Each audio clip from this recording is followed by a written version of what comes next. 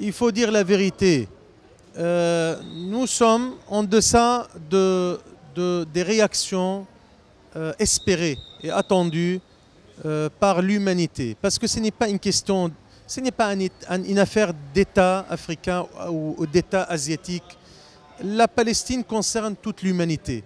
Donc ce n'est pas une cause forcément réduite aux Arabes ou même aux Palestiniens. C'est une affaire aussi qui occupe la place centrale de la Ummah islamique et de toute l'humanité. Pour cela, nous mesurons que les réactions n'étaient pas encore à l'auteur de cette cause qui est quand même pris en otage depuis près de 100 ans. 100 ans de négation, 100 ans de non-reconnaissance, mais 100 ans aussi où le peuple palestinien souffre. Maintenant, on ne peut pas mettre tous les États africains dans le même panier. C'est sûr qu'il y a des États leaders comme le Sénégal, l'Afrique du Sud, des pays africains et arabes comme l'Algérie, le Maroc, etc. Ces pays n'ont pas mâché les mots, n'ont pas été timides en aucun instant, mais ils mènent des diplomaties fortes et courageuses.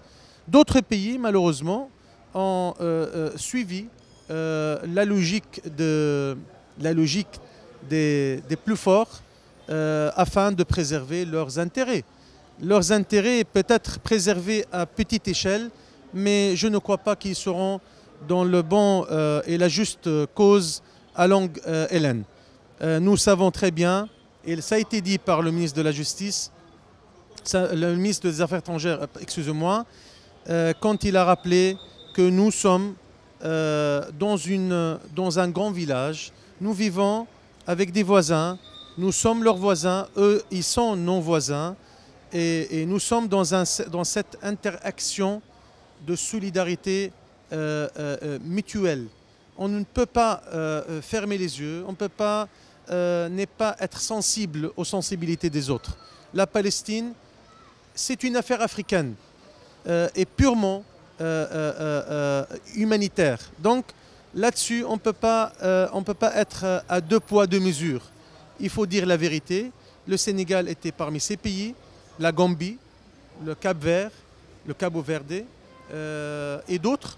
Donc tous ces pays que nous sommes honorés de représenter la Palestine auprès et ces peuples africains qui souffrent à sa manière, mais qui sont aussi ces Africains déterminés de montrer l'exemple que ce n'est pas un petit continent et il n'y a pas des petits États.